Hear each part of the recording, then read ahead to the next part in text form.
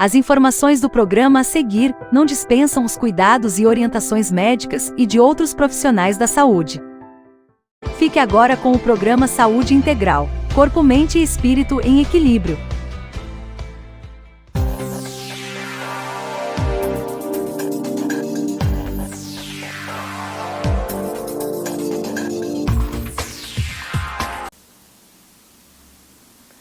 Seja bem-vindo ao nosso terceiro episódio do programa Saúde Integral, Corpo, Mente e Espírito em Equilíbrio, um programa que visa, através do autoconhecimento e através dessa investigação do nosso eu mais profundo, mais interno, realizar um equilíbrio do nosso corpo, da nossa mente e do nosso espírito, com o intuito de começarmos esse estudo que nos traz uma nova perspectiva, uma perspectiva de que tudo que se manifesta no nosso corpo físico é simplesmente um holograma, ou seja, um reflexo do que está acontecendo na nossa mente e no nosso espírito.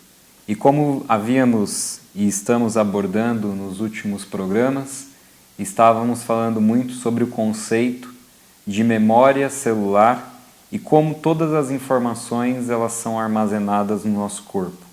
Então, retomando alguns dos conceitos que nós já estudamos, eu vou falar aqui para vocês, retomar, alguns tópicos. Por exemplo, esse conceito da memória celular, que é a teoria que pressupõe que todas as células do organismo humano detêm o poder da memória e são, portanto, capazes de armazenar costumes, valores e inclinações, tanto quanto os neurônios.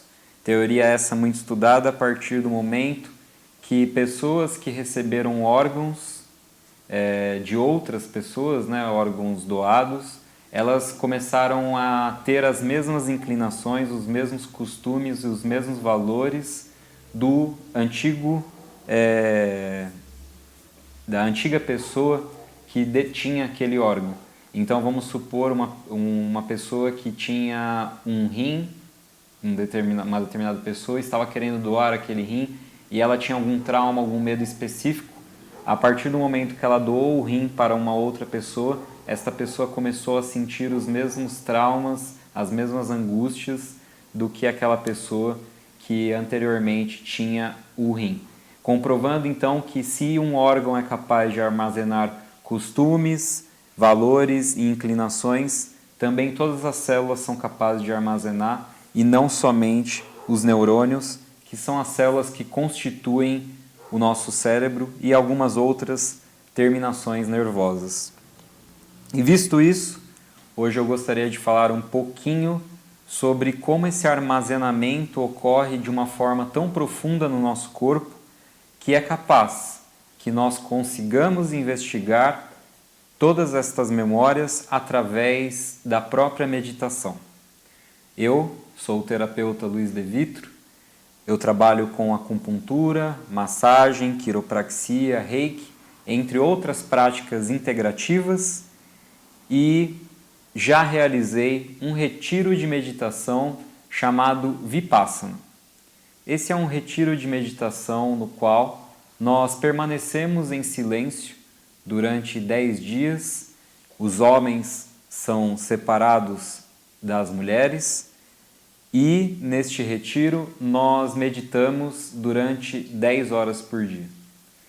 Geralmente as pessoas perguntam para quem participa desse retiro como é possível ficar 10 dias em silêncio. E quando você participa do retiro, você descobre que ficar 10 dias em silêncio é a parte mais fácil do retiro. A parte mais difícil do retiro é o momento que você percebe o quanto a mente minha, sua, de cada um de nós, o quanto esta mente é tóxica. A palavra mente vem do mesmo radical grego mentira, e a nossa mente, ela nos mente a todo momento. A nossa mente ela é constituída primeiramente por tudo aquilo que o nosso pai e a nossa mãe nos ensinou. Segundamente, nós entramos na escola e adentramos o universo dos professores. E também são inseridos em nós costumes, críticas, julgamentos, preconceitos que muitas vezes não são nossos. Além disso, após essa fase, nós temos que lidar com toda a mídia, com a política e tantas outras coisas que nos intoxicam a mente. Diferentemente do que a gente observa e assiste aqui na Rádio Fraternal ou em outras mídias, como por exemplo eu posso indicar para vocês um site muito bom e agradável chamado Só Notícia Boa, geralmente a gente assiste a televisão ou ouve o rádio e o que está passando ali é somente coisas ruins, desgraças. Por quê? Porque a nossa mente, ela adora que chame atenção, coisas que chamem atenção. E só vai nos chamar atenção aquilo que não é comum. Ou seja, existem muito mais pais cuidando de crianças do que pais jogando crianças pela janela. Só que quando nós vemos uma cena de um pai jogando uma criança pela janela, aquilo nos prende a atenção. E nós começamos a acreditar que aquilo é o mais comum, aquilo é a realidade. E vamos intoxicando a nossa mente e olhando as coisas não como elas são, e sim por esse filtro da mentira. Essa mentira que foi incorporada por tantos P's. Quando eu digo por tantos P's, eu estou dizendo os pais, os políticos, as propagandas, os professores e tantos outros P's que também advém da palavra programadores. Ou seja, estas pessoas têm o poder de programar a nossa mente e inserir ali aquilo que nós chamaríamos, como a professora de filosofia da Nova Acrópole cita, a Lúcia Helena Galvão, de verdadeiros filhotes de cuco. O cuco é um pássaro que ele tem um pouco de preguiça de chocar o seu ovo. Então ele simplesmente coloca o ovo num ninho que não é o dele e espera que outra espécie choque esse ovo. E aí, quando esse ovo é chocado, a suposta mãe olha para aquilo e vê que não tem similaridade nenhuma com a espécie dela, ou seja, aquilo é um filhote de cuco e não um filhote dela. E assim são as nossas ideias, conceitos, preconceitos, dogmas, tudo que nós carregamos também, praticamente tudo que carregamos na nossa mente, são filhotes de cuco. Ou seja, não fazem parte do nosso eu verdadeiro. Se nós nos lembrássemos todos os dias qual é o nosso eu verdadeiro, ou seja, que somos imagem e semelhança do Criador e que nascemos sim para reinar sobre todas as coisas, nós não nos distanciaríamos tanto dessa verdade. Se nós nos lembrássemos todos os dias dessa verdade, nos lembraríamos também que somos amor, pois fazemos parte do todo, o todo é Deus e somos uma pequena parte dele, e a partir do momento que escolhemos a cada dia não vibrar no amor, não ter pensamentos positivos e não ter amor próprio, estamos nos distanciando da nossa verdadeira essência e nos deixando conduzir por essa mente menor, essa mente tão intoxicada. Mas voltando ao começo da história, ao retiro que eu citei, o Vipassana, nós, nos 3 primeiros dias, sentamos em meditação e começamos a treinar o foco da nossa mente. E realizamos, então, uma técnica chamada Anapana, uma técnica na qual, simplesmente, o exercício é: preste atenção na sua respiração. Observe o ar que entra e o ar que sai, não julgando a temperatura, não julgando se está bom ou se está ruim, não querendo controlar, ou seja, não é um exercício de respiração, não é um pranayama, e sim, simplesmente observação. E quem não é mais observador da nossa própria realidade do que Deus, não é mesmo? Então é quase que um treinamento de como que seria que Deus atua na nossa vida. Ele simplesmente nos observa. Depois desses 3 primeiros dias do retiro, como são 10, os outros 7 últimos dias nós realizamos de fato a meditação Vipassana, ou seja, Vipassana, na qual nesses próximos 7 dias nós escaneamos o nosso corpo, do topo da cabeça até os nossos dedos e dos dedos até a cabeça, inúmeras vezes, e vamos escaneando e vão vindo memórias, emoções, pensamentos, e é isso que dentro da técnica nós chamamos de sankaras. Sankaras, então, são memórias, são traumas, angústias, sofrimentos, que nos geram a todo momento apego. E o apego ele pode ser entendido de duas formas, como avidez ou aversão. Quando nós escaneamos uma determinada parte do nosso corpo e sentimos uma sensação muito boa, nós queremos mais daquela sensação, o que nos gera avidez. Quando nós escaneamos uma determinada região do nosso corpo e sentimos uma sensação ruim, aquilo nos gera aversão. E ambas as reações são caracterizadas por um apego, ou o de não querer mais, ou o de querer mais aquilo. O grande problema é que, como os próprios estoicos e os budistas mostram, tudo é impermanente, tudo vai passar. E se nós nos apegamos àquilo que nos dá uma sensação muito boa, uma hora vai passar.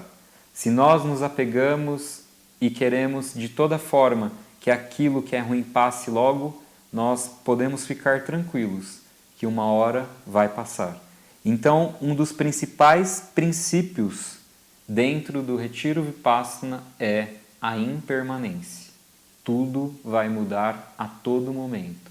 E você começa a perceber essa própria natureza da impermanência dentro da moldura do seu corpo, ou seja, deste escaneamento.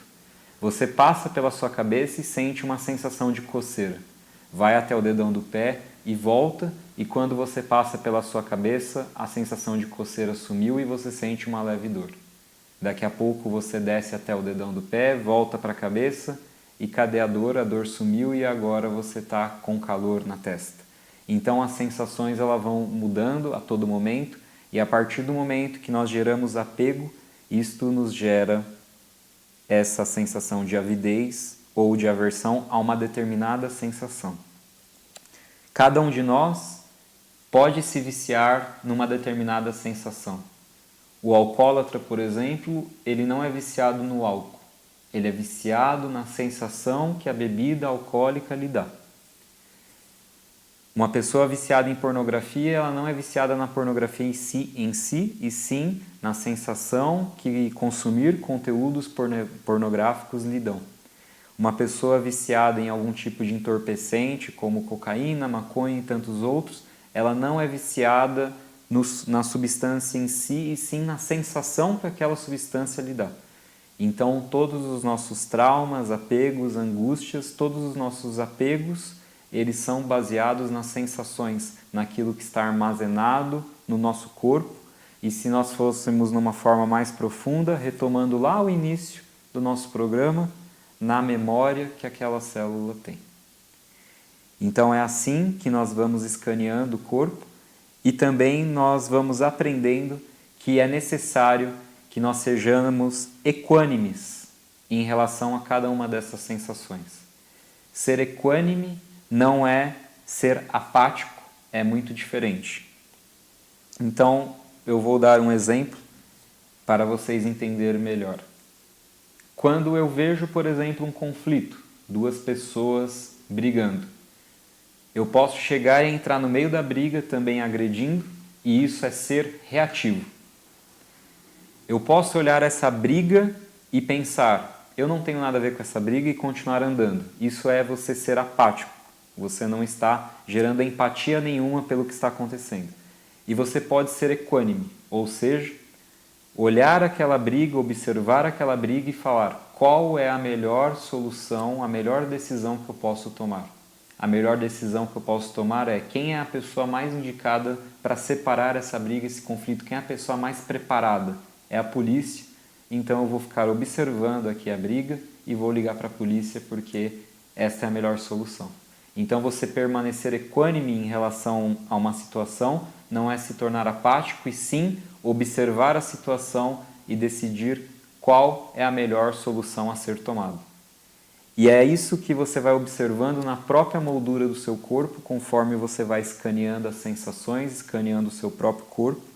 você vai se tornando equânime, ou seja, a sensação vem e você não gera nenhum sentimento de querer mais dela ou de não querer mais dela. E aí você vai treinando a sua mente para não ser nem reativo e nem apático, simplesmente um observador. E quando nós tomamos essa posição de observador, nós tomamos uma posição de entrega, uma posição de fé, confiando que o fluxo natural das coisas é sempre o melhor para cada um de nós. Então, um outro exemplo que nós poderíamos dar é o exemplo da garrafa. Uma criança, a pedido do pai, ela vai buscar uma bebida e quando ela vai buscar a bebida, daqui a pouco a garrafa se quebra e ela perde metade do líquido da bebida.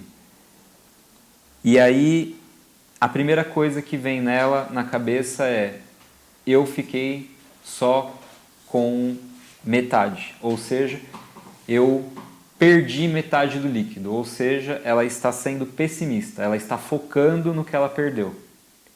O que é uma pessoa otimista? Ela olha para metade daquele líquido e fala: ótimo, eu ainda tenho metade do líquido. Ela está sendo otimista.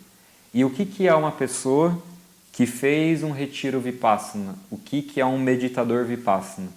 Ele olha para a garrafa e fala: ainda bem, tem metade do líquido, mas eu perdi metade. Então eu preciso trabalhar duro, de alguma forma eu preciso recuperar metade do líquido perdido. Então isso é você nem ser novamente pessimista e nem querer ser otimista, e sim você ser realista e trabalhar com a realidade. E é isso que o Vipassana nos traz, que o Vipassana nos mostra, enxergar a realidade como ela é.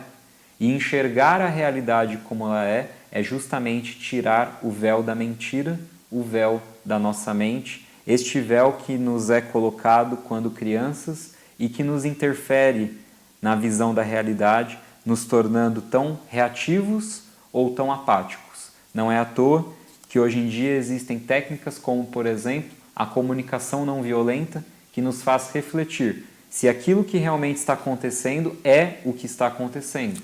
Ou seja, se aquilo é real, se aquilo é a verdade, se é a nossa verdade. Então nós vamos enxergando a realidade sem esse véu que tanto nos confunde. E assim sendo, nós também podemos falar então da psicossomatização. Psico então vem da palavra psique, que é a mente, e soma do grego é o corpo. Então aquilo que é psicossomático é tudo aquilo que se manifesta no corpo ou na mente. Esta é uma teoria dentro da psicologia e até mesmo dentro da medicina, sendo que muitas vezes quando os próprios médicos não conseguem encontrar a origem de uma doença, eles dizem que aquilo é idiopático, ou seja, não tem uma explicação material, uma explicação científica, e muitas vezes essa idiopatia é caracterizada como uma psicossomatização, uma explicação de que aquilo está sendo gerado pela própria mente. E hoje em dia, através de estudos, está sendo cada vez mais mostrado e comprovado que cerca de 80% das doenças, dos desequilíbrios e das patologias são, na verdade, psicossomáticas, tiveram uma origem na mente. E se nós começássemos a pensar que aquelas que também se manifestam no corpo físico, que têm uma explicação física, como por exemplo um câncer, ele poderia sim ter tido origem na nossa mente a partir do momento que nós deixamos de perdoar alguém, que algum trauma do passado foi mal resolvido, ou tantas e tantas outras amarguras.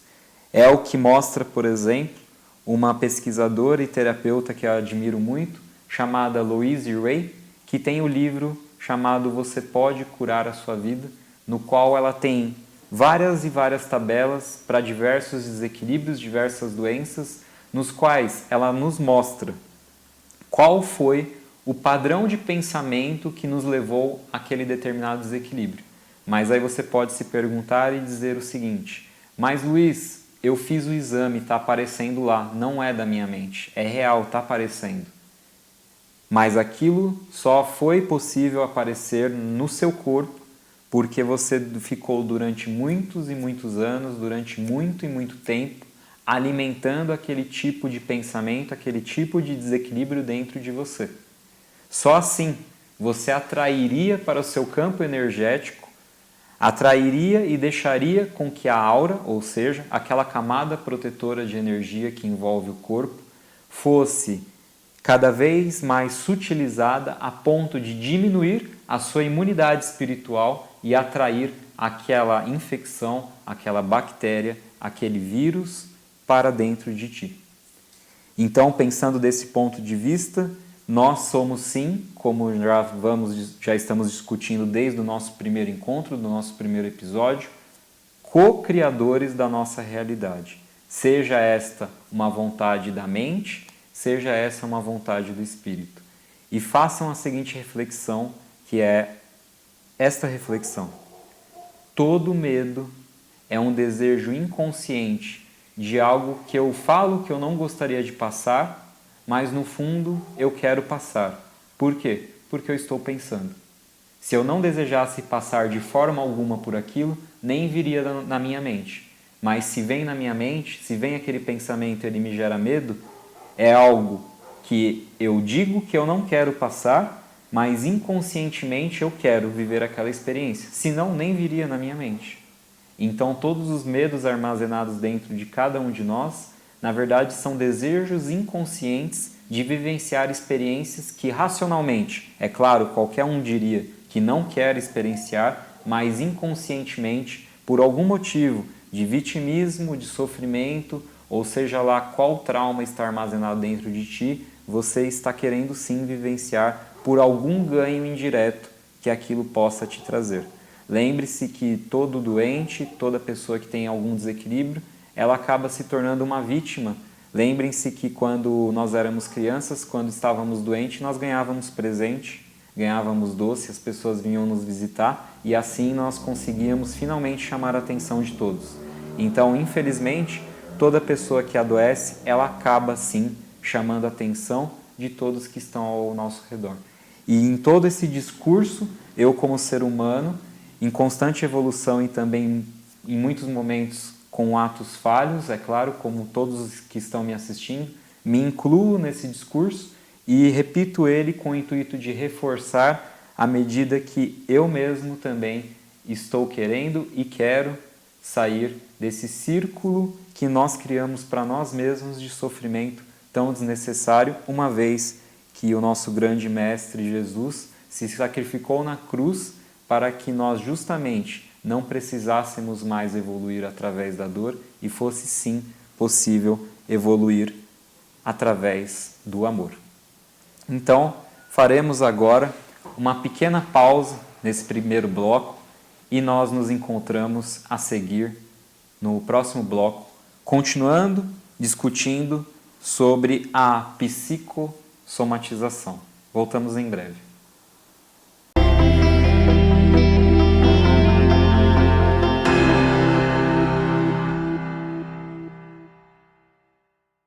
Voltamos a apresentar Saúde Integral, Corpo, Mente e Espírito em Equilíbrio.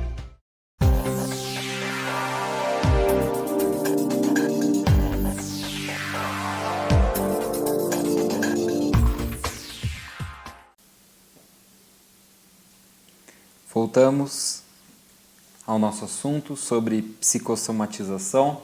Eu sou o terapeuta Luiz De Vitro, acupunturista, mestre em Reiki, quiropraxista e massoterapeuta.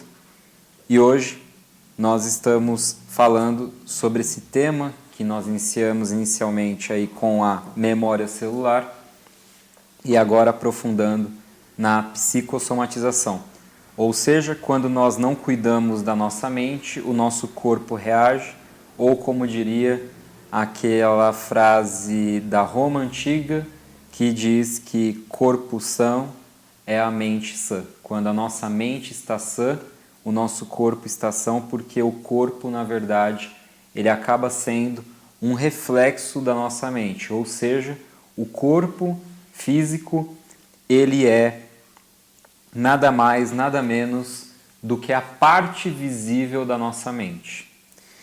Então, quando algo não vai bem com a saúde mental, os outros órgãos são diretamente afetados. Isso acontece porque o corpo reage aos estímulos da nossa mente quando vivemos sentimentos em intensidade exacerbada, emoções nocivas e traumas.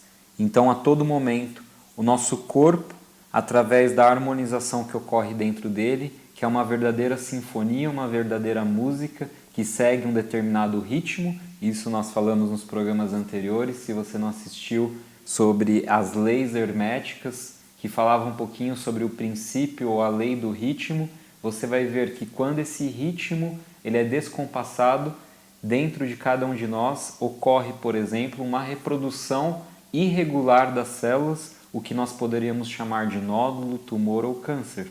E aí, dentro desta perspectiva, nós poderíamos assumir a hipótese de que cada um de nós, através de comandos e disparos mentais, de emoções e traumas mal resolvidos, somos nós mesmos que fazemos essa reprodução exagerada das nossas células. Então, as doenças psicossomáticas, têm como causa a maneira de gerirmos o controle das emoções, os sentimentos, o modo de pensar e o foco de atenção. Esta parte é muito importante porque tudo aquilo que nós colocamos foco, que nós colocamos energia, aquilo aumenta. Então, se nós colocamos foco e energia no nosso trabalho, no nosso empreendimento, na nossa empresa, essa empresa ela cresce, ela fica maior. Se nós colocamos foco e energia, por exemplo, no nosso relacionamento amoroso ele cresce, floresce e fica melhor. E se nós colocamos foco e energia na doença, no desequilíbrio que nós estamos passando, ela vai ficar maior. Ou seja, quanto mais nós nos preocupamos com aquilo e tiramos um pouco esse ar da observação e nos envolvemos e identificamos de forma exagerada com aquele desequilíbrio, com aquele problema, ele tende a ficar maior. Então, o ideal neste momento que estamos passando por o desequilíbrio é nos harmonizar com o desequilíbrio e perceber que, para que a doença ou o desequilíbrio se torne saúde ou equilíbrio, é preciso que a saúde ou o equilíbrio envolva a doença ou o desequilíbrio. Ela acolha como uma velha amiga. Eu tive o prazer de ter o contato com um monge chamado Mingyur Rinpoche. Inclusive, se vocês tiverem interesse sobre um pouco mais como funciona a mente, dentro da plataforma de streaming chamada Netflix, tem um seriado chamado Explicando a Mente, e no episódio sobre meditação eles fazem um estudo do eletroencefalograma do Mingyur, e eles constatam que através do momento que ele está meditando, várias áreas do cérebro dele são acionadas a ponto de eles terem a certeza de que aquilo só seria possível se o Mingyur estivesse tendo um ataque epilético. Mas ele estava com controle e domínio total da situação, ou seja, um controle mental tão alto que ele consegue acender várias células, controlar várias partes do cérebro dele sem ocorrer um descontrole, sem aquilo se desarmonizar. Mas eu estou citando aqui o Mingyur porque, apesar de ele ser considerado dentro do Tibete alguém sagrado, como por exemplo Dalai Lama, ele assumiu nos seus livros, nas suas palestras e em várias entrevistas que desde criança sofria com síndrome do pânico. E ele descobriu que toda vez que o pânico, o medo vinha e ele queria que este medo ou este pânico fosse embora, parecia que o pânico ou o medo ficava cada vez mais forte. Ele percebeu também que toda vez que o pânico e o medo vinham e ele deixava ser dominado pelo medo e o pânico, parecia que o mundo dele também acabava, porque ele se transformava nesse medo, nesse pânico, e a situação se descontrolava.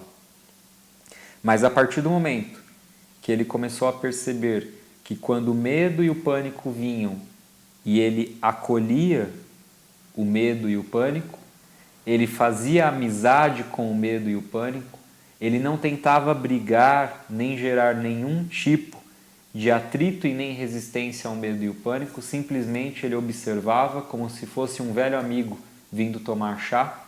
Parecia que aquele medo e aquele pânico, ele diminuía a sua potencialidade, a sua força, porque ele era acolhido. E o que é acolher, a não ser nada mais, nada menos do que nós darmos amor e ter compaixão por aquele sentimento, por aquele desequilíbrio, por aquela doença. Então, quando nós olhamos para nós mesmos e aceitamos aquele processo de desequilíbrio dentro de cada um de nós e acolhemos este processo e olhamos com uma outra perspectiva, como se nós fôssemos médicos ou terapeutas de nós mesmos e acolhemos este desequilíbrio convidando ele para tomar uma xícara de chá, ele vai se enfraquecendo. Então o convite que eu deixo aqui para cada um de vocês que estão me assistindo é: procure ser o médico, o terapeuta que você mesmo está precisando ter. Ou seja, esta consciência, esse espírito que habita dentro de ti, ele pode sim acolher o seu ego, acolher a sua mente. Como se dentro de você existisse duas mentes. Uma mente menor, que seria a mente mesmo, e uma mente maior, que seria o seu espírito, ou seja, a sua consciência, aquela que é capaz de observar tudo. E esta consciência nós poderíamos fazer uma metáfora também, como se fosse um grande sol. O seu espírito é um grande sol, e os seus pensamentos são as nuvens, que muitas vezes encobrem o sol. E nós chegamos inclusive a acreditar que o sol não está ali, mas por trás dos pensamentos, ou seja, por trás das nuvens, está ali o sol brilhando, ou seja, está a consciência, está o espírito. O espírito ele é imortal, eterno, indestrutível. O espírito é a consciência, ele pode e é capaz de observar. Então muitas vezes nós nos identificamos demais com os nossos pensamentos, nos identificamos demais com as nossas emoções, e nós não somos nada disso. Nós somos alguém que está além disso. Nós somos uma consciência que consegue observar tudo isso. Nós somos um espírito que consegue observar o comportamento da mente e, consequentemente, o comportamento do nosso corpo. E eu estou dizendo tudo isso para exemplificar uma forma prática que nós podemos ter de minimizar e fazer a nossa doença ou o nosso desequilíbrio começar a se harmonizar e se equilibrar, gerando menos resistência e um maior acolhimento. Então a pergunta que eu deixo aqui é: quando você está muito nervoso, muito estressado, vamos supor que você estivesse com um problema de saúde, acabou de sair do médico, estivesse com um problema de saúde e é um problema extremamente grave e você está desesperado. Você começa a cada vez ter pensamentos piores e piores e piores, o que nos dá brecha e nos dá oportunidade para os obsessores atuarem na nossa mente. Mas o que você diria se fosse com um amigo seu que estivesse passando por isso? Você não falaria para ele ficar calmo, para ele respirar fundo, para ele lembrar que tudo tem uma solução e que mesmo que fosse algo incurável, milagres existem a todo momento, que aquilo que é incurável é só uma questão de que não dá para se curar por meios externos, e sim que é necessário nós adentrarmos no maior profundo do nosso íntimo para conseguir fazer uma verdadeira limpeza para que o nosso corpo se reequilibre, você não falaria tudo isso, só palavras boas para essa pessoa? Então por que quando é com nós mesmos nós nos maltratamos tanto? Por que quando é com nós mesmos nós nos colocamos tanto para baixo? Porque nós nos deixamos nos envolver por essa mente menor. Essa mente que não é a realidade, que diz mentiras a todo momento para cada um de nós.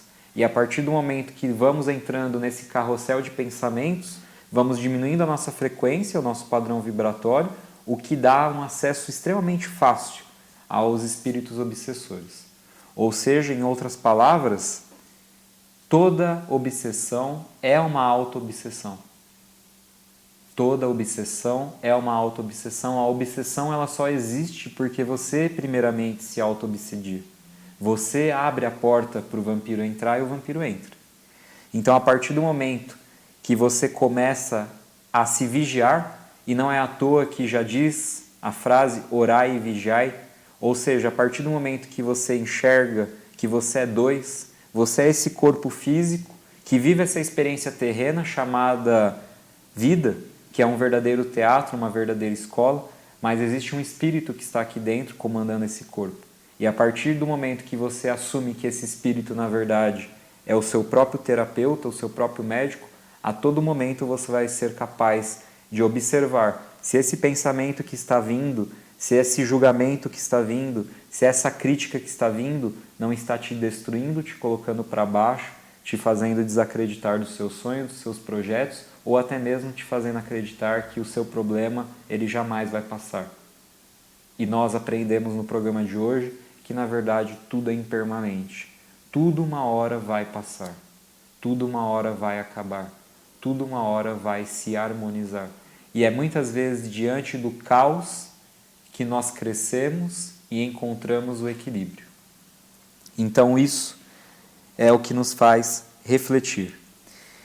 E as emoções incontroladas e os pensamentos negativos desencadeiam desequilíbrios mentais, que sobrecarregam as funções orgânicas e atrapalham o funcionamento do corpo. Vamos conhecer a origem e a causa de cada uma dessas doenças e as ferramentas e recursos para facilitar o diagnóstico e o tratamento eficaz. Então vocês que continuarem nos acompanhando vão aprender muito sobre esses desequilíbrios, vão aprender muito como controlar melhor todo esse universo, todos esses abalos que ocorrem dentro de cada um de nós. Então este foi o nosso programa de hoje. Gostaria de deixar aqui meus agradecimentos à rádio, à TV Web Fraternal, pela oportunidade que estão me dando de transmitir esse conhecimento a vocês. Para você que está nos ouvindo ou que está nos assistindo, todo este conteúdo está presente no www.fraternal.net.br. Eu deixo aqui também no vídeo os meus contatos abaixo, caso vocês queiram realizar uma sessão, conhecer melhor meu trabalho. Temos também aqui abaixo as nossas redes sociais. E para quem está somente nos ouvindo, eu vou deixar aqui pelo menos o meu WhatsApp para que mantenhamos um vínculo. E o meu WhatsApp é o 11 99545 5262, 11 99545 5262. Eu sou o terapeuta Luiz De Vitro. Eu desejo a todos vocês uma excelente noite, um ótimo descanso e nos vemos no próximo programa. Você ouviu Saúde Integral, Corpo, Mente e Espírito em Equilíbrio, mais um programa da Rádio e TV Fraternal.